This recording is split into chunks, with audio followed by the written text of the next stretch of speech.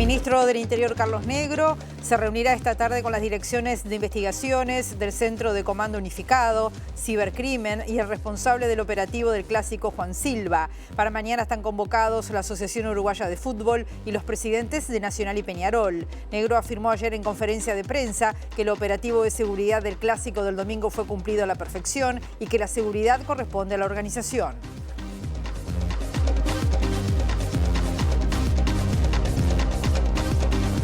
¿Qué tal? ¿Cómo están? Bienvenidas, bienvenidos a MBD Noticias. Comenzamos con la información con 14 grados a esta hora aquí en Montevideo.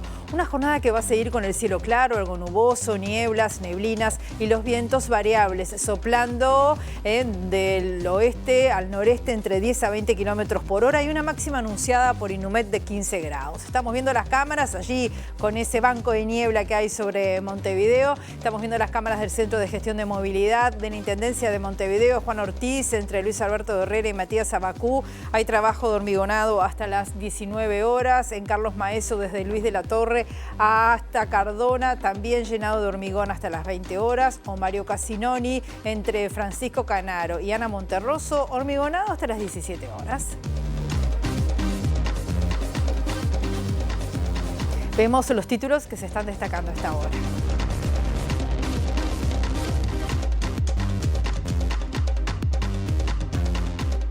El directorio del Banco de Inversiones de los BRICS aprobó el ingreso de Uruguay al organismo de crédito, según informó el ministro de Relaciones Exteriores, Mario Lubetkin.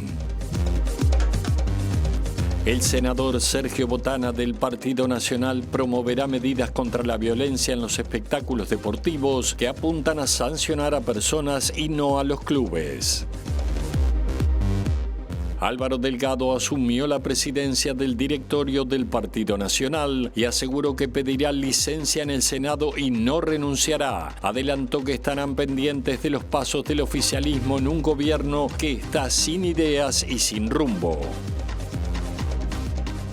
Mario Vergara renunció a su banca en el Senado para asumir el jueves como intendente de Montevideo y su lugar será ocupado por Lilian Quechichian. Vergara dijo que el presupuesto de la intendencia es más limitado del esperado y que no está previsto aumentar impuestos.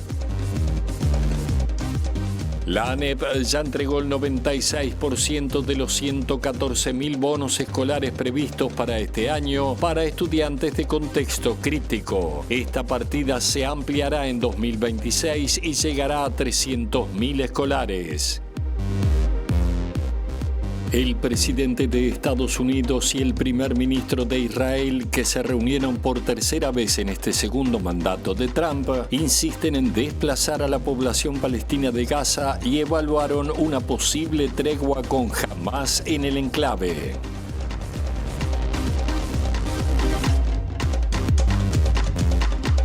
El directorio del Banco de Inversiones de los BRICS aprobó el ingreso de Uruguay al organismo de crédito, según informó el ministro de Relaciones Exteriores, Mario Lubetkin, a la agencia EFE. El jerarca dijo que el presidente Yamandu Orsi evaluará los pasos a seguir a partir de ahora, ya que la noticia tomó por sorpresa al gobierno al no haber sido un tema planteado durante la transición por las autoridades salientes. No lo teníamos en la agenda del nuevo gobierno, no estaba. Del nuevo gobierno que asumió el 1 de marzo del 2025. Para nuestra sorpresa, el anterior gobierno había desarrollado todos los trámites para entrar al Banco de BRICS, cosa que nosotros no sabíamos. Nos encontramos con esta sorpresa al final. Lo estamos evaluando. La presidenta Dilma lo dijo claramente. En función de la gestión que hizo el gobierno anterior, el directorio del banco aprobó el ingreso de Uruguay. ¿Cuál es el punto? Nosotros tenemos, para terminar el proceso que inició el anterior gobierno, tiene que entrar en el Parlamento, tiene que ser aprobado por el Parlamento. Hay que definir las cuotas. No estamos en ese capítulo. Estamos en un capítulo de entenderlo. Vamos a entender, hace 4 meses que estamos en el gobierno, no es que hace siglos. De entenderlo. Recibimos muy fuerte los mensajes del presidente Lula, que en su intervención, y de la presidenta Dilma, en su intervención, destacaron el hecho de que el directorio del banco aprobó el ingreso de Uruguay según el pedido anterior. Tras la participación de Uruguay en la cumbre de los BRICS, el ministro de Relaciones Exteriores, Mario Lubetkin, confirmó a MB Noticias que el primer ministro de India, Narendra Modi, le confirmó al presidente Yamandu Orsi la apertura de la embajada de su país en Montevideo y lo invitó a visitar India. Por su parte, el presidente de Sudáfrica invitó a Uruguay a participar de la próxima cumbre del G20 a realizarse en Johannesburgo los días 22 y 23 de noviembre de este año. Va a venir el ministro de Relaciones Exteriores de Angola a Uruguay para trabajar con el equipo nuestro de Cancillería y conmigo en la preparación de una de las dos visitas, o la del presidente de Angola a Uruguay, sobre los temas que señalaba anteriormente: energético, agricultura sostenible, seguridad alimentaria, etcétera, escenarios de paz, porque recuérdense que tenemos una zona muy vasta con Sudáfrica, Angola, Brasil, etcétera, sobre el tema del Atlántico Sur como zona de paz, que es un tema que vamos a afrontar con fuerza para el próximo año, pero bueno, se activaron los mecanismos. Con el presidente de Sudáfrica nos señaló la intención de venir a Uruguay, también como el presidente de Angola habló de economías complementarias, habló también de los escenarios de comercio. Para nuestra grata sorpresa, recibimos la invitación por parte del presidente del G20, que en este momento es Sudáfrica, invitando al presidente de Uruguay a ir a la próxima reunión del G20, que va a ser antes de fin de año en Sudáfrica, y que creo que hay que valorarlo en la dimensión que significa estar en la reunión con los países más poderosos, o una buena parte de los países más poderosos del mundo, que cuando fuimos invitados la última vez, lamentablemente no estuvimos presentes como hubiéramos deseado. El presidente Orsi tuvo una reunión con el presidente Modi de India extraordinaria. El presidente indio invitó al presidente de Uruguay a visitar y también se comprometió a venir a Uruguay. El primer ministro de India nos anunció la decisión india de abrir la embajada de India en Uruguay, y esta es el segundo anuncio en estos primeros 4 meses del gobierno. Recuerden que hace 2 meses nos llegó el anuncio oficial de las autoridades de Ucrania de que abrirían la embajada en Uruguay, y ahora se trata de India. Son todas señales muy fuertes de apertura y señales muy fuertes de algunos países que para nosotros son particularmente importantes y sensibles. El Partido Colorado le pidió al gobierno que no participe más de la reunión de los BRICS y que revea su posición respecto de este bloque internacional. Según el senador Andrés Ojeda, secretario general del Partido Colorado, Uruguay no tiene nada que hacer junto a países no democráticos como Irán o Rusia, y eso compromete, a su juicio, la política comercial del país. Expresando profunda preocupación y rechazando la presencia de Uruguay en los BRICS. Esto es muy importante. Uruguay tiene una tradición democrática muy prestigiosa, que es de lo que más nos agarramos para abrir mercados y para abrir espacios en el mundo. Eso implica que nos juntamos con países democráticos y con bloques democráticos, republicanos, que aparte gozan de prestigio de Occidente. En los BRICS nos tenemos que sentar en la mesa con Irán, con Rusia. Ese no es el espacio para el Uruguay para crecer. Yo creo que si Uruguay quiere abrir un mercado bilateral con la India, puede caminar un camino con la India.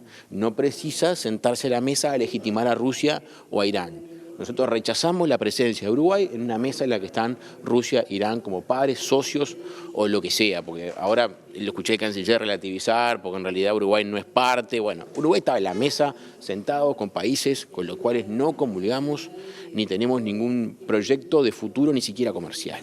Entonces, el Uruguay se juega la ropa y su futuro entero en su inserción internacional. Básicamente, si no colocamos nuestros productos al mundo barato y no recibimos inversiones, no crecemos. Y si no crecemos no se puede hacer nada. Entonces, evidentemente, este tipo de decisiones internacionales, que a veces quedan un poco atrás en la agenda, porque se las come la agenda diaria del Uruguay, deberían tener otro destaque. Nosotros rechazamos la presencia de Uruguay con los BRICS y le pedimos al gobierno que no vaya más y que revea esta posición, porque es peligrosa para el desarrollo del país y compromete relaciones comerciales importantes del Uruguay. Vamos a recibir ahora a nuestro periodista Federico Jurkovic. Hay novedades en materia de pasado reciente, de eso nos va a hablar Federico. ¿Cómo estás? Bienvenido a Buen Mediodía. ¿Qué tal, Rosina? Buen mediodía, exactamente. Vamos a anticiparnos a algo que va a pasar el jueves con dos motivos. Primero que nada, marcar que es un tema que importa en el informativo de Ciudad, pero también una forma de difundir y convocar a la ciudadanía a que también esté presente. ¿Por qué? Porque se trata de la resignificación de un lugar que estuvo marcado por muchas historias, pero sobre todo entre 1968 y 1985, por la dictadura, obviamente. Hablamos de lo que fuera la jefatura de policía de Montevideo, que funcionó como lugar de detención de presos políticos y también de torturas. Escuchen, en 2019 se inició el trámite, durante todo el periodo pasado no se movió y desde marzo a la fecha terminó aprobándose lo que pasará el jueves a las 17 horas, aquí en Carlos Quijano, entre San José y 18 de julio, se colocará una nueva placa de memoria. Estamos con Tania Astapenko, que es integrante de la Comisión de Sitios de Memoria, que nos va a contar un poquito este largo proceso y la importancia de justamente estos reconocimientos, de estas resignificaciones de los lugares públicos. Tania, bienvenida. Bienvenida. Bueno, buenos días. Un gusto estar acá en este momento, en este lugar que hoy sucede con normalidad y el tránsito y vivimos en la democracia que vivimos, pero en la década de los 60 y 70 y avanzados el 80, aquí no se vivía de la misma manera, no se podía manifestar, había represiones, la gente la llevaban detenida, era torturada, desaparecida. Esta historia que más o menos hemos estado reconstruyendo a lo largo de todos estos años. Desde la red de sitios, Comisión Nacional Honoraria de Sitios de Memoria, que es creada por la ley 19.641, que tiene como uno de los cometidos señalar aquellos lugares donde se cometieron estos avallazamientos a los derechos humanos. En particular, este lugar, la Jefatura de Policía, como tú decías, no solamente se trajo detenida a la gente, sino que se la secuestró, y no solamente a los militantes, sino que también hubo militares muy importantes como el general Seregni, políticos, dirigentes, demócratas de la época que fueron también aquí detenidos, y también de la cultura, como Carlos Quijano, como como otros autores literarios, es decir, una represión que abarcó desde la cultura hasta la población civil que se manifestaba. Desde 2019 se pidió la posibilidad de colocar esta placa, pero las noticias llegaron ahora. Exactamente, los trámites llevaron su tiempo. Hoy por hoy las nuevas autoridades del Ministerio le dieron el lugar que tenía a poder señalizar estos lugares para que cuando transitemos por ellos sepamos y reconozcamos que ahí sucedieron otras cosas que hoy no suceden y que aspiramos a que nunca más sucedan. Por eso es tan importante la colocación de estas placas y la señalización de estos lugares para saber lo que allí ocurrió. Vamos a hablar también con Camilo Casariego, es integrante de la Comisión de Expresos y Presas Políticas, 1968-1985. Camilo, yo tengo historias contadas por incluso ex policías que decían que durante muchas horas al día se ponía la música bien alto para que no se escucharan los gritos de las personas que eran torturadas adentro de quienes pasaban por afuera. Eso también está escrito en la placa, digamos. Sí, claro, la placa sobre todo es un símbolo de la memoria, de lo que, como decía la compañera, no tiene que volver a suceder. Es una instancia para las generaciones futuras, no tanto para nosotros que conocemos un poco la historia, sino para los que van a venir, que se marque acá este lugar donde el Estado proporcionó torturas y violaciones de los derechos humanos. Creemos que es muy importante también el acto va a contar con varios oradores, entre ellos el ministro del Interior, y creemos que es muy importante justamente porque el Estado uruguayo se estaría haciendo cargo de lo que pasó en esa época. ¿Qué se espera? Justamente te iba a preguntar, la presencia de un representante del Estado, el jefe de esta unidad en definitiva, ¿qué esperan que diga, no? Y bueno, yo espero que diga la verdad, diga realmente lo que pasó, lo que él sabe que sucedió, como lo sabemos muchos los que vivimos esa época. Y nada, sobre todo el reconocimiento del Estado de que este lugar era un lugar de acopio de personas, de tortura y de violaciones de los derechos humanos. Gracias a los dos. Rosina, entonces repetimos la convocatoria que también tenía ese motivo hacerlo antes, este móvil, el jueves, 17 horas, aquí en donde estamos parados, donde están viendo la entrada principal a la Jefatura de Policía de Montevideo. A uno de los dos costados, todavía no se decidió, estará la placa que dirá que aquí fue detenida gente, fue torturada gente durante el terrorismo de Estado. Muy bien, Federico, muchas gracias. Y ya nos vamos a la Intendencia de Montevideo. Allí el intendente Mauricio Zunino está haciendo su rendición de cuentas. Está Eduardo Delgado, está hablando el intendente. Temáticamente, como era la zona Así del arroyo Mataperros. Está hablando el intendente Mauricio Zunino, haciendo una rendición de cuentas de estos 4 años y medio de gobierno que terminan dentro de 2 días con el traspaso de mando a Mario Vergara. El Zunino ha hecho hincapié en que en este periodo de gobierno nacional anterior pasado hubo un abandono de las políticas territoriales, con la pobreza y la desigualdad creciendo, y ante eso la intendencia aplicó un amplio abanico de políticas sociales, tanto en salud, en acceso a la cultura, en reducción de la pobreza extrema, y también habló del ahogo financiero que sufrió la Intendencia de Montevideo en este periodo de gobierno. Se hablaron de objetivos logrados en diferentes áreas, como en obras, en facilitación de trámites y, como decíamos, en diferentes políticas sociales. Vemos y escuchamos lo que está diciendo el intendente de Montevideo, Mauricio Zunino. Para avanzar en términos ambientales y demás. Que tuvimos que también llevar adelante en proceso de obras infraestructurales con elementos de financiación de corto plazo, y esas son también parte de las cuestiones que hoy atoran un poco financieramente a la estructura departamental. Ese cumplir con los pagos de todo lo que tenía que ver con el desarrollo de infraestructura, en particular en el plan del Montevideo Se Adelanta, fideicomiso que cerramos y pagamos en su totalidad en este periodo. Que ahí aparecen obras sin duda importantes, algunas en términos de vialidad, que habían quedado y que se cortaron de lo que era el viejo Fondo de Infraestructura Metropolitano, que el gobierno nacional anterior había resuelto no hacerlas, aun cuando ya tenía casi empresas para empezar a trabajar y licitaciones prontas. Hablamos de la obra de Luis Valleverres, hablamos de la obra de la avenida Pedro de Mendoza, hablamos de Cochabamba. Ese tipo de avenidas, ese tipo de calles que eran clave para construcción y para avanzar en términos territoriales y en términos de equidad territorial de manera importante con cuestiones de movilidad, no solo de la caminería clásica, sino de veredas, bicisendas y demás que se pudieron avanzar en ese sentido. Pero que también tuvo que ver con el proceso del ABC Barrios y la transformación importante en muchísimos barrios de Montevideo, en los cuales también se avanzó con los sistemas básicamente de pavimentación, reestructura vial, y ese avance permite hoy que haya líneas de ómnibus que ingresen a barrios donde antes no ingresaban. Pienso en la modificación del 151 para Torre 8, pensemos también el L8 recientemente inaugurado, también que avanza y pasa por el Balcón del Cerro, uniendo a Casabó con la zona del Cerro.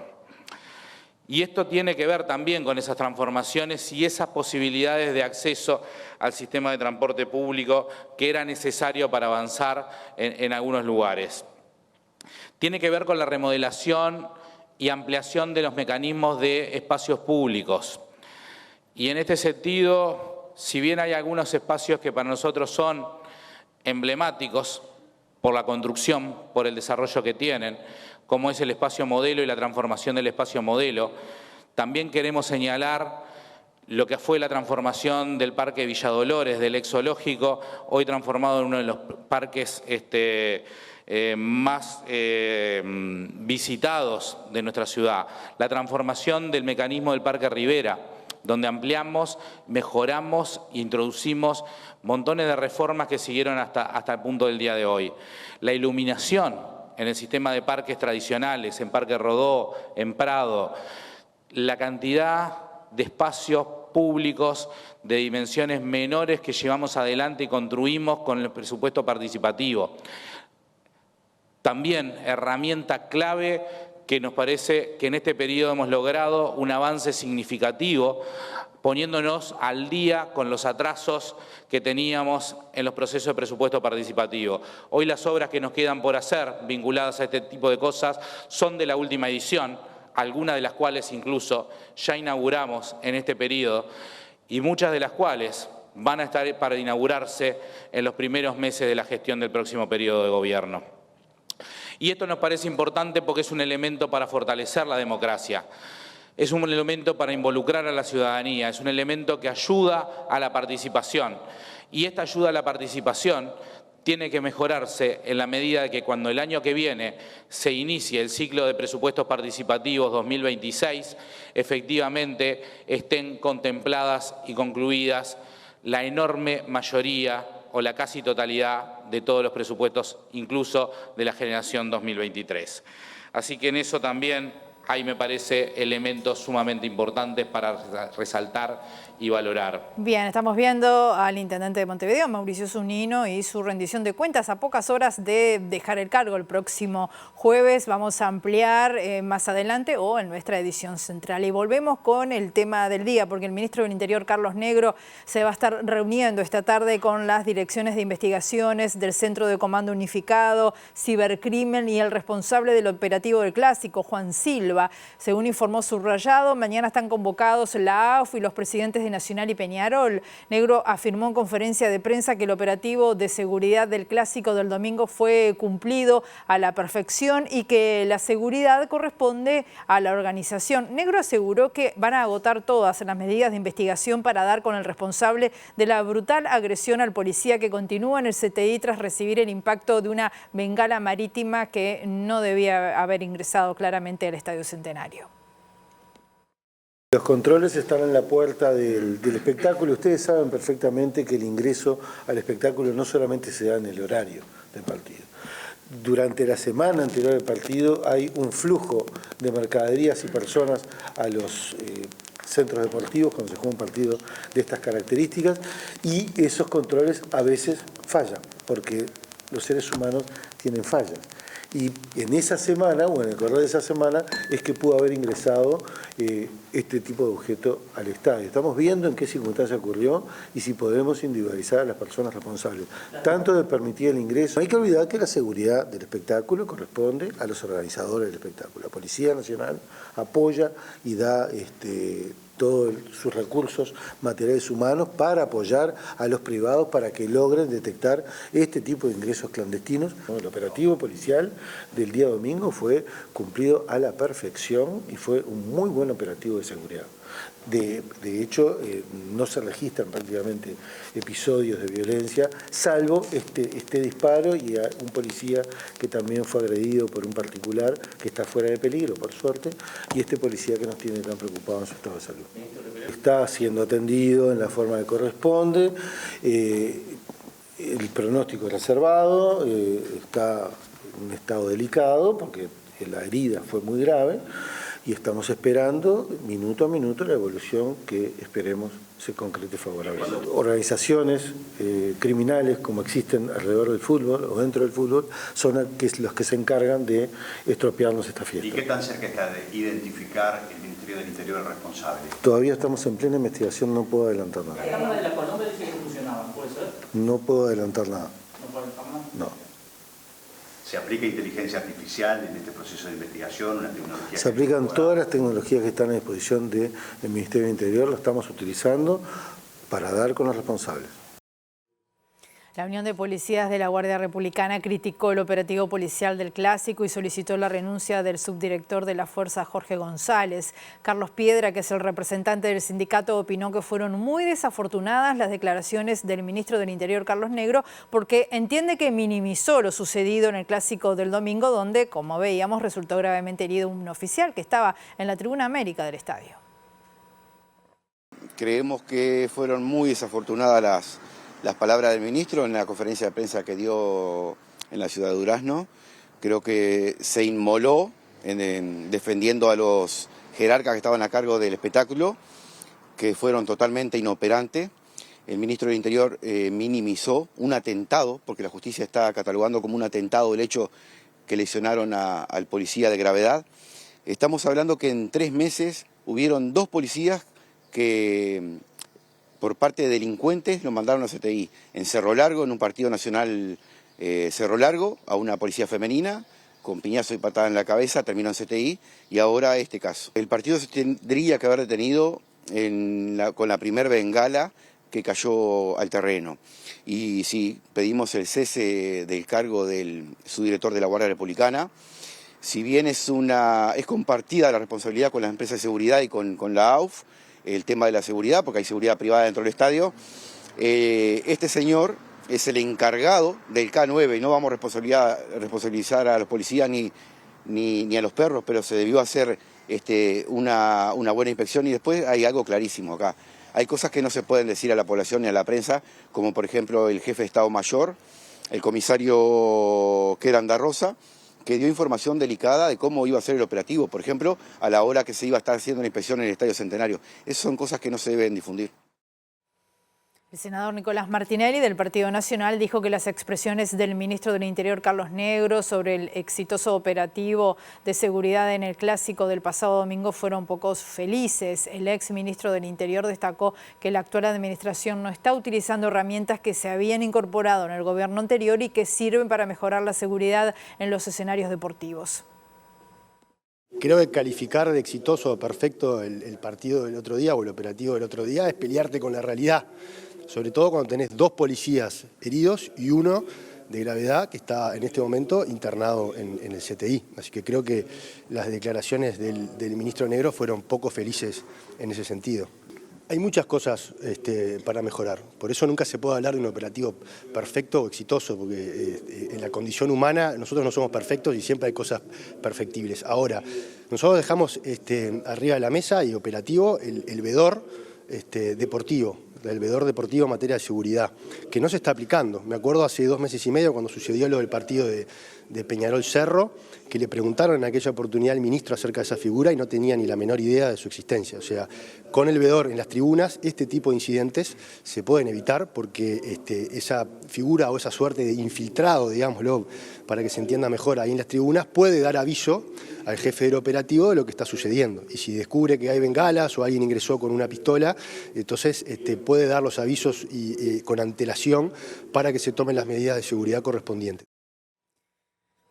Y el senador Sergio Botana del Partido Nacional va a promover una serie de medidas contra la violencia en los espectáculos deportivos que apuntan a sancionar a personas y no a los clubes para que no sea una herramienta política para derribar directivas, dijo. Entre las propuestas que el legislador planteará en la Comisión Especial de Deporte y Juventud de la Cámara Alta está el retiro de la licencia de conducir. Un planteo similar fue realizado por el propio senador en la legislatura pasada, pero finalmente no prosperó. Sin embargo, Botana confía en lograr acuerdos para crear nuevas leyes o decretos en el mes de septiembre. En lo personal propusimos que los violentos sean sancionados más allá de no dejarles concluir a los espectáculos, que les sea retirada su licencia de conducir, que si reciben una pensión del Estado o una transferencia del MIDES, que les sea quitada por determinado tiempo, que si tienen condición económica, mejor que paguen multas importantes. Luego, debemos desalentar la violencia dentro y fuera de la cancha. Debemos evitar las sanciones a los clubes en algunas cuestiones para no transformar la violencia en herramienta política de los violentos para derribar comisiones directivas, pero cuando haya responsabilidad de las instituciones, bueno, por supuesto que deben ser sancionadas, ¿no? En bloque de MB de Noticias continuamos con la información y les contamos que Álvaro Delgado asumió la presidencia del directorio del Partido Nacional y aseguró que pedirá licencia en el Senado y no va a renunciar. Agregó que la prioridad la tiene el partido y que estarán pendientes de los pasos del oficialismo en un gobierno que está sin ideas y sin rumbo, dijo. Un Partido Nacional que con humildad escucha y se prepara para volver. Yo creo que ese es la síntesis más apretada de lo que fue la sesión preliminar de hoy de directorio y la protocolar posterior de asunción de las nuevas autoridades que van a conducir en equipo, en unidad el Partido Nacional. Empiezo pidiendo esta licencia, tengo algunos otros mecanismos que seguramente después lo vamos a ver, pero tampoco descarto, mañana aparece un debate interesante a nivel parlamentario o que me parece relevante, o presentar una iniciativa que nos parece relevante, poder ingresar al Senado y hacerlo. Obviamente que los temas partidarios van a ser la prioridad y muchas de las cosas que se podían hacer desde el Senado se pueden hacer recibiendo las mismas delegaciones en la sede del partido. Vamos a estar en ese sentido siendo muy contestes con lo que fui. Dije siempre que iba a pasar. Yo dije que iba a pedir licencia y que es lo que vamos a hacer.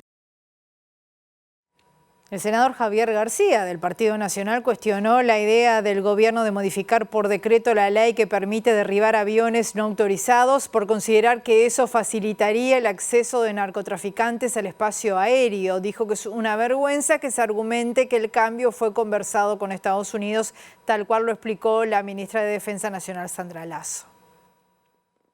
El gobierno aspira a modificar la normativa sobre derribos incluida en la ley de urgente consideración porque contraviene disposiciones internacionales y ello impide que Estados Unidos pueda venderle armamento a Uruguay, detalle que García no considera mayormente importante. Y por eso que se recurrió nuestra gestión y posteriormente con el ministro Castaing-Debat a comprar aviones a Brasil. Porque Brasil tiene industria, tiene ley de derribo y tiene una industria aeronáutica propia, Embraer. Me parece, vuelvo a reiterar, que el gobierno del Frente Amplio acepte el poder de veto del gobierno de Estados Unidos sobre las leyes uruguayas, me parece indigno, absolutamente una vergüenza. Es aceptar esto y mañana qué. Es más, yo fui al Pentágono siendo ministro y allí mismo en el seno del Pentágono hablé con las autoridades americanas y dije que Estados Unidos podría con su legislación tomar las decisiones que quisiera, pero que Uruguay iba a tomar las suyas. Un narcotraficante, póngase en esta disyuntiva, ¿qué lugar elegiría para volar? ¿Qué ruta elegiría para volar? ¿La de un país con ley de derribo o la de un país sin ley de derribo? La de Uruguay, que no tiene ley de derribo. La ley se llama derribo, tiene 5 fases. Una ley de protección de nuestra soberanía aérea. La 5ª fase es la neutralización, el derribo. ¿Cuántas veces, si usted lo tiene en su memoria, se usó esta ley sin llegar al derribo, porque no lo hubo en ningún momento, y en esa utilización se logró captar alguna de estas actividades? Me saca medio rápido con el número exacto, pero muchas veces usó. Cuando digo muchas veces, digo, no sé, 10, 12, 15 veces. La verdad que tendría que ver los archivos. El senador Sebastián da Silva del Partido Nacional dijo hoy que la propuesta de la presidenta de la República en ejercicio, Carolina Cose, de estudiar la posibilidad de que Antel obtenga los derechos del fútbol uruguayo es una bomba más de humo. El legislador sostuvo que cuanto menos Estado haya entre los privados, mucho mejor. Un humo más de Carolina Cose. No tiene sustancia, no tiene sustento. A Carolina Cose le encanta gastar la plata del Estado en lo que a ella se le ocurra, ¿no? La verdad que no sé, me parece que zapatero a sus zapatos, ¿sí? Cuanto menos Estado en cosas entre privados, mucho mejor, ¿no? Sea en el fútbol, en el básquetbol, en la bolita, pero Carolina Cose le encanta gastar la plata del Estado en inventivas que a ella se le ocurren, ¿no? Creo que no pasó de ser otra bomba de humo. Y por su parte el Sindicato de Telecomunicaciones, estamos hablando de Sutel, comparte la importancia de que Antel participe en la subasta a realizarse por los derechos del fútbol uruguayo y brinde diferentes contenidos a través de la plataforma Antel TV. Gabriel Molina, que es el presidente del sindicato, aseguró que el fútbol es un atractivo muy importante. Es necesario que Antel empiece a competir en serio con contenidos. Por el hecho de la transparencia y la democratización de los contenidos, no hay mejor manera de asegurar eso, de que el Estado tenga presencia en todo eso. O sea, no es un tema de los privados y que lo tengan que arreglar solamente entre los privados. Antel tendría que empezar a jugar en esto porque es un nuevo negocio que se abre para las empresas de telecomunicaciones especialmente. Y el deporte y el fútbol es un atractivo muy importante que tienen las empresas. Por lo tanto, que Antel tenga el fútbol para poderlo brindar a quienes pueden pagar y a los que no pueden pagar como un buen negocio, porque plata deja, si no entendemos por qué se pelean tanto los privados para tener el fútbol, porque evidentemente que ingresos y ganancias dejan. Por lo tanto, es un buen negocio para el Estado, para el país y por ende para los uruguayos y las uruguayas. Respecto a esta posibilidad, la directora del ente por la oposición, Laura Raffo, dijo a El Observador que se debe preguntar si el hipotético acuerdo generaría más ingresos para Antel y si sería coherente desde el punto de vista financiero. Sobre esto, Molina expresó lo siguiente. Pero en base a lo que planteó la directora Laura Raffo, la respuesta es una sola. Entonces, ¿por qué los privados se pelean por tener el fútbol? Porque evidentemente si hay una subasta y se pelean para tener los contenidos, no creo que sea porque sea un mal negocio. Es un buen negocio tener el fútbol. Y bueno, que lo tenga el Uruguay para los uruguayos, el fútbol uruguayo, y poderlo compartir con el resto de la ciudadanía, nos parece de nuevo un golazo. Mario Vergara renunció a su banca en el Senado para asumir el jueves como intendente de Montevideo y su lugar será ocupado por Lilian Quechichian. El intendente electo dijo que el presupuesto de la intendencia es más limitado del esperado y que no está previsto aumentar impuestos. No sé si se me ocurre un privilegio mayor que el de ser representante del pueblo. Y en mi caso, yo le debo todo al Uruguay.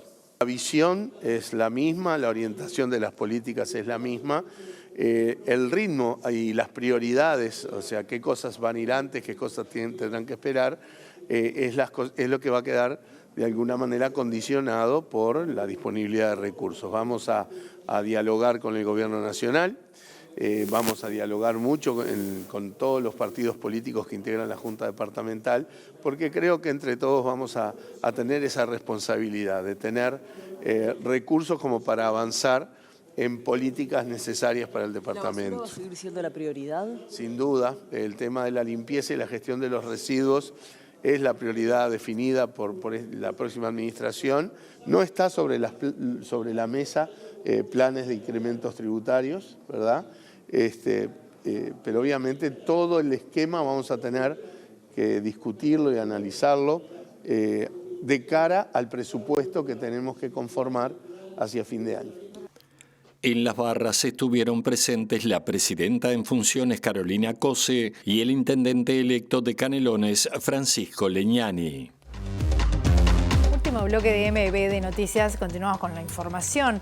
Según el último relevamiento del Sistema Nacional de Emergencias, el SINAE, en la noche del domingo 6 de julio, en el marco del operativo tras la alerta roja debido a las condiciones climáticas, se brindó atención a 2.590 personas en todo el país, 2.094 en refugios del Ministerio de Desarrollo Social y 496 en centros de evacuación. De las 2.590 personas asistidas en los refugios, 1.324 son de Montevideo y 770 del interior del país. En tanto, de las 496 personas atendidas en los centros de evacuación, 412 son de Montevideo y 84 del interior. Desde la declaración de alerta roja del 23 de junio, se brindó asistencia médica a más de 27 personas alojadas en los centros de evacuación.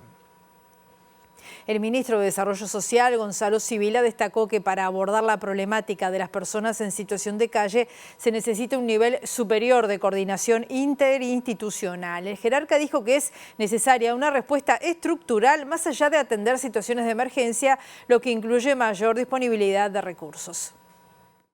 Más allá de la salida de la alerta, que en algún momento se va a dar, estamos evaluando esa decisión, tiene que ver también con el evento que la generó.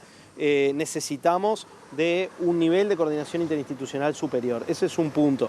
Lo otro es que necesitamos respuestas estructurales y no solamente respuestas de emergencia. Eso lo estamos diciendo desde el día cero. Cuando se trata de tanta vulneración, ¿no? Encontramos obviamente personas que cayeron en calle porque perdieron el trabajo o porque fueron desalojadas de una vivienda. Encontramos personas en situación de calle que tienen un trabajo que no les permite pagar una pensión. Nosotros tenemos un sistema de cupos de pensiones y podemos resolver también situaciones a través de esa política. Encontramos situaciones de personas que egresaron hace muy poquito de la privación de libertad, que este es un caso del que se ha hablado, o una situación de la que se ha hablado más. hay una casuística muy grande y también hay una realidad en lo que refiere a la situación sanitaria de las personas que es alarmante, es preocupante, ¿no? Muy preocupante porque hay personas que están hace muchos años en calle y su situación de salud se ha venido deteriorando muchísimo. Sibila informó que se llegó a 2.300 personas en centros del Mides durante la alerta y otras 500 en centros del SINAE. Dijo que se necesitan recursos para expandir más la respuesta de un tema que es prioridad y que en agosto comenzarán discusiones con diferentes actores institucionales y sociales para definir una estrategia a 5 años y no solo a unos meses. La Administración Nacional de Educación Pública ya entregó 96% de los 114.000 bonos escolares previstos para este año para estudiantes del contexto crítico. El año próximo la partida de asistencia escolar de 2.500 pesos se va a extender a todas las niñas y los niños que asisten a escuelas públicas, alcanzando a 300.000 escolares. Un 96% de los beneficiarios lo recibieron. Es una medida que tiene que ver con un concepto que para nosotros es muy importante y es que la educación pública debe celebrar la asistencia y la concurrencia de los chiquilines y las chiquilinas a clase y acompañarles, ¿no?, como un derecho universal. El bono está pensado para cada comienzo de cursos porque es un momento en donde determinadas cosas vinculadas a los útiles, bueno, ahora en las vacaciones de invierno también hay que reforzar abrigos, recambiar mochila, bueno, lo que sea. Esas cosas que pueden tener un costo para las familias hay que tratar desde nosotros como política pública del Estado, apoyar para que no sean un freno para la concurrencia. Ahora el bono alcanzó a más de 114.000 niños, ¿no? El año que viene, cuando sea para todos los niños de primaria del Uruguay, van a ser casi 300.000, ¿no? Y no es un bono atado a otras cosas, es un bono de asistencia escolar. ANEP diseñó una aplicación para consultar sobre el acceso al bono de apoyo económico para estudiantes de escuelas públicas.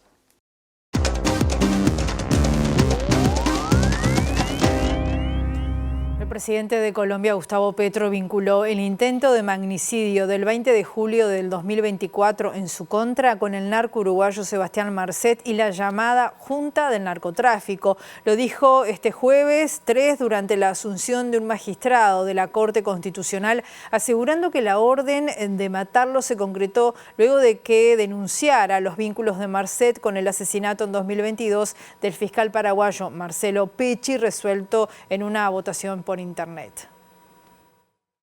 ¿Y qué pasó en esa votación? Que otro de la Junta del Narcotráfico, por eso es que me quieren matar a mí, por decir esto, que se llama Marcet, se me olvidó el nombre de Marcet, uruguayo, que tiene la ruta más poderosa del sur de América de cocaína, que ni más ni menos es llevarla de Santa Cruz de la Sierra y las selvas de Bolivia hacia Río de Janeiro, Sao Paulo, Buenos Aires, Montevideo. Todas esas ciudades juntas suman casi la misma población de Estados Unidos. Pues el dueño de esa ruta estaba siendo juzgado por el señor fiscal Pecci de Paraguay, que recién casado, ya embarazada su esposa, decidió pasar la luna de miel en Cartagena. Mala decisión porque Marcet tenía un socio en Colombia y le ayudó a saber dónde estaba y lo mató. El presidente de Estados Unidos y el primer ministro de Israel insisten en desplazar a la población palestina de Gaza y evalúan una posible tregua con Hamas en el enclave. Las novedades surgieron luego de la tercera visita a Washington de Benjamín Netanyahu desde que Trump asumió el poder en su segundo mandato. El presidente de Estados Unidos, Donald Trump, y el primer ministro israelí, Benjamín Netanyahu, cenaron este lunes en la Casa Blanca, donde abordaron las negociaciones para una tregua de 60 días en la Franja de Gaza e insistieron en un plan para el desplazamiento de palestinos fuera del enclave. En declaraciones antes de iniciar la cena, Netanyahu afirmó que está cerca de encontrar a varios países dispuestos a recibir a palestinos que deseen abandonar la Franja de Gaza, explicando explicando que si la gente quiere quedarse, puede quedarse, pero si quiere irse, debe poder hacerlo, y que Israel está trabajando junto con Estados Unidos para encontrar países que estén dispuestos a hacer realidad lo que siempre dicen, que quieren dar a los palestinos un futuro mejor. El presidente Donald Trump había propuesto en enero pasado que Estados Unidos tomara el control de la Franja de Gaza y que sus habitantes fueran reubicados en otras naciones, plan que según Israel facilitaría la emigración voluntaria de los gazatíes, aunque los países árabes vecinos han rechazado la idea y la han catalogado de limpieza étnica, denunciando que imposibilitaría la futura creación de un Estado palestino. El encuentro, el tercero entre ambos en lo que va del año, se produjo mientras las delegaciones de Israel y Hamás negocian en Qatar la propuesta más reciente elaborada por Washington para una tregua en los bombardeos israelíes en Gaza y la liberación de los rehenes que permanecen en manos del grupo islámico. Durante la cena, que comenzó con Netanyahu anunciando que había propuesto la candidatura de Trump al Premio Nobel de la Paz, estaba previsto que el mandatario estadounidense presionara al primer ministro para que firme la tregua esta misma semana, al tiempo que afirmó que las cosas van bien y que jamás quiere reunirse y lograr ese alto el fuego, pero no dio más detalles de las negociaciones. Nos vamos, volvemos en la edición central a las 18:30 o mañana a las 8, la primera edición de MBD Noticias. Que pasen muy bien, hasta luego.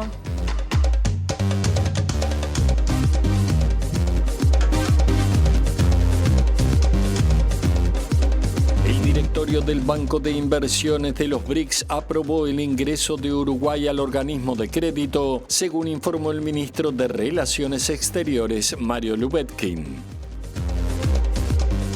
El senador Sergio Botana del Partido Nacional promoverá medidas contra la violencia en los espectáculos deportivos que apuntan a sancionar a personas y no a los clubes. Álvaro Delgado asumió la presidencia del directorio del Partido Nacional y aseguró que pedirá licencia en el Senado y no renunciará. Adelantó que estarán pendientes de los pasos del oficialismo en un gobierno que está sin ideas y sin rumbo. Mario Vergara renunció a su banca en el Senado para asumir el jueves como intendente de Montevideo y su lugar será ocupado por Lilian Quechichean. Vergara dijo que el presupuesto de la intendencia es más limitado del esperado y que no está previsto aumentar impuestos. La ANEP ya entregó el 96% de los 114.000 bonos escolares previstos para este año para estudiantes de contexto crítico. Esta partida se ampliará en 2026 y llegará a 300.000 escolares. El presidente de Estados Unidos y el primer ministro de Israel, que se reunieron por tercera vez en este segundo mandato de Trump, insisten en desplazar a la población palestina de Gaza y evaluaron una posible tregua con Hamás en el enclave. El ministro del Interior, Carlos Negro, se reunirá esta tarde con las direcciones de investigaciones del Centro de Comando Unificado Cibercrimen y el responsable del operativo del Clásico, Juan Silva. Para mañana están convocados la Asociación Uruguaya de Fútbol y los presidentes de Nacional y Peñarol.